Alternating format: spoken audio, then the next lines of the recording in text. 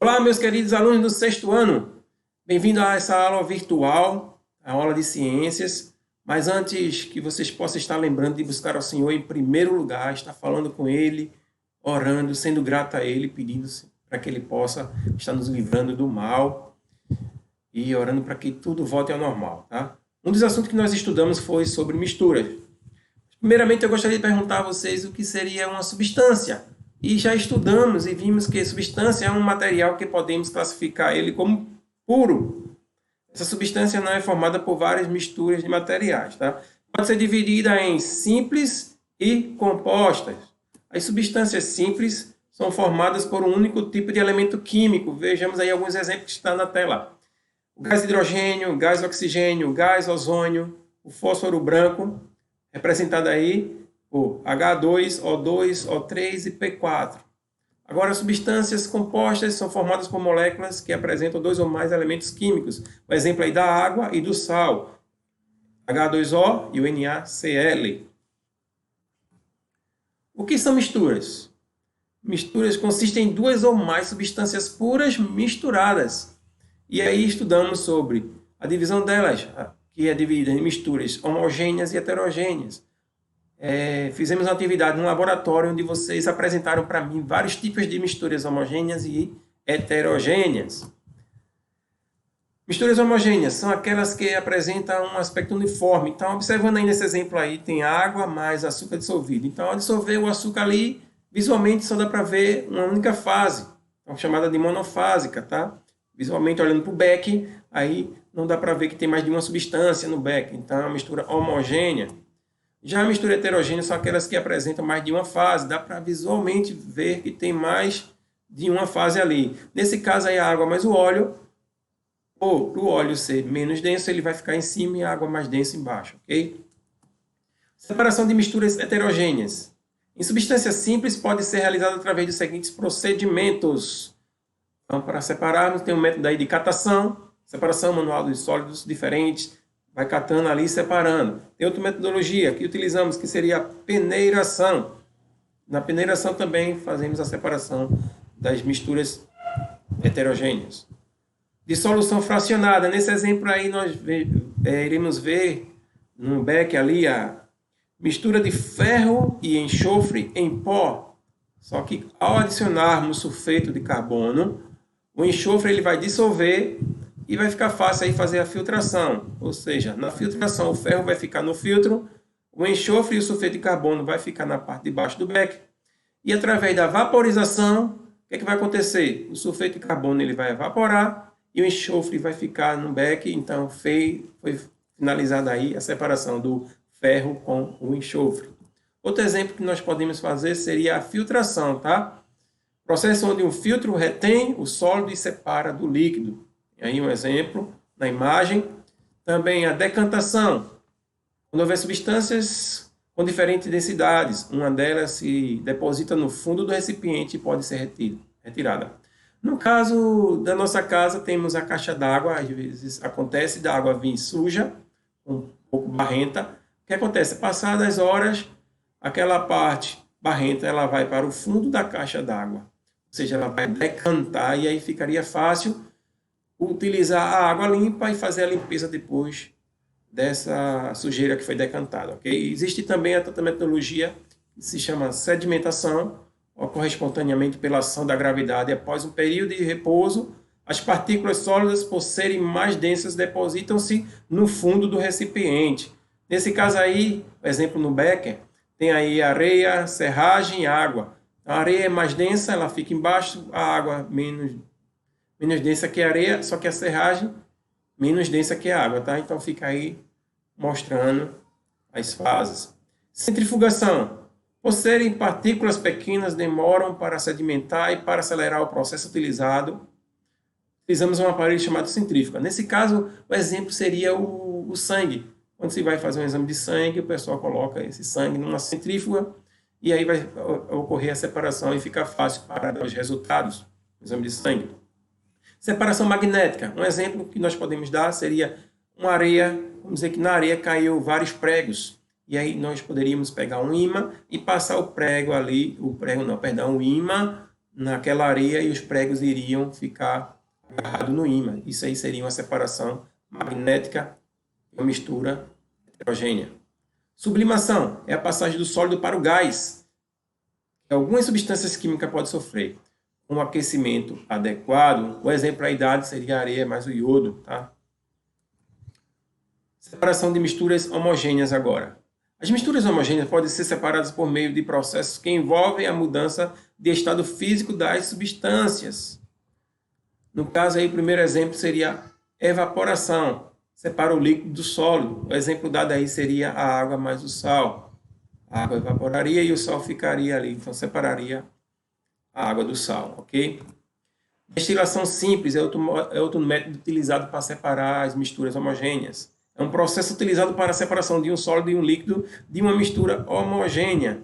E aí tem os instrumentos para fazermos essa destilação simples, no exemplo aí no slide, imagem. Destilação fracionada ocorre a separação dos componentes à medida que a temperatura aumenta. Então, nesse caso do petróleo aí, levando a uma temperatura muito alta, vai ocorrer a separação de alguns derivados do petróleo. Como exemplo, aí, o óleo combustível, o óleo diesel, querosene, a gasolina, o gás liquefeito de petróleo, ok? Fusão fracionada é usada para separar sólidos por meio de seus pontos de fusão. No caso, a fusão da prata, 962 graus Celsius, do ouro, 1063 graus Celsius, do cobre, 1083 graus Celsius. Agora, também um dos assuntos que nós estudamos foi sobre a reciclagem, tá? A importância da reciclagem. E que pena que a maioria das cidades, ainda o método seria por coleta do caminhão de lixo, né? Eles não fazem ainda a reciclagem, a separação, a triagem, tá? Infelizmente. Existe aí o ciclo da reciclagem, número 1 em cima. Para o material ser reaproveitado, deve passar por uma limpeza prévia antes de ser entregue para a coleta seletiva, correto? Fazer uma limpeza prévia, depois leva para a triagem, ponto 2, são separados produtos como metal, vidro, papel, papelão, tá? E depois é levado para a indústria, o material separado é revendido para as indústrias que preparam os produtos para a reutilização na matéria-prima deles. Já no ciclo de desperdício, aí o lixo comum é recolhido pelos caminhões e levado até uma unidade da empresa responsável pelo serviço do município. O 2, lá o material é transferido para as caçambas que levam o lixo para o aterro sanitário. No 3, no aterro o lixo é compactado. Infelizmente, esse lixo no lixão, ele vai afetar o solo, tá? O chorume, vai prejudicar o solo, os lençóis freáticos, e aí não seria bom para o meio ambiente. Poderia ser muito bom se as cidades tivessem o método de triagem para reciclagem e levar para as indústrias. A importância da reciclagem do plástico biodegradável.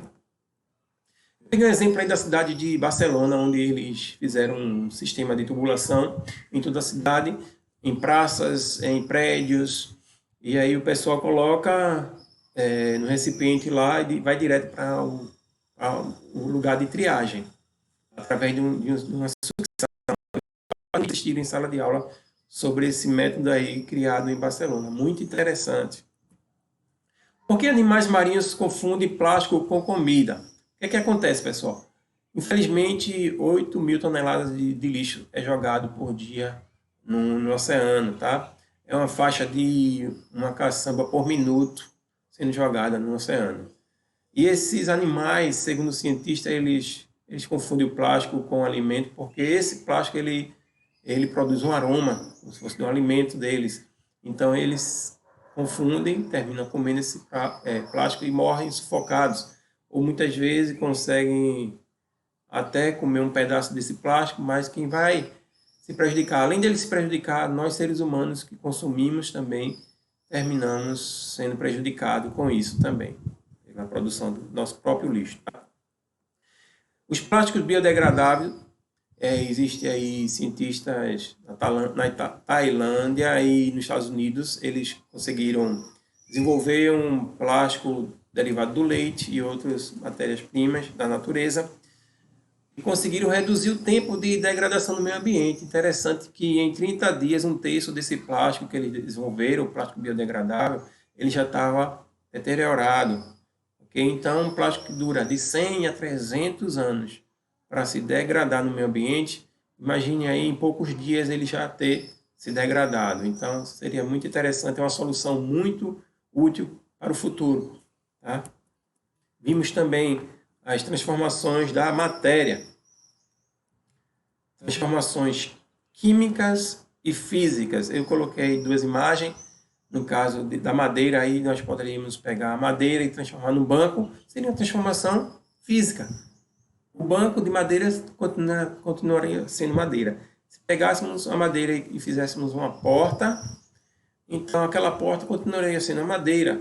Tá? Só houve uma transformação, mas foi uma transformação física. A transformação química, ela vai ter mudança de cheiro, de cor, de substância. No caso, aí o exemplo aí do fósforo aí, quando riscou o fósforo e entrou em combustão, ele está ocorrendo uma transformação química, tá? Existe aí o conceito, vamos ver o conceito aí que eu coloquei para vocês.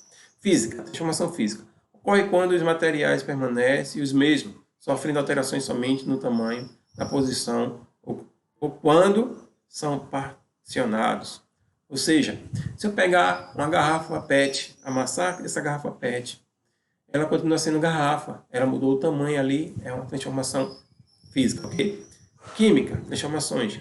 Ocorre sempre quando surgem novas substâncias.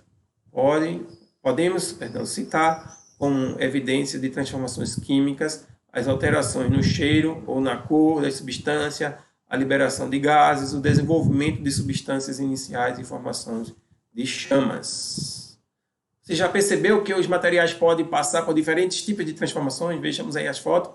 No caso do gelo, ao derreter, ele continua sendo água ali.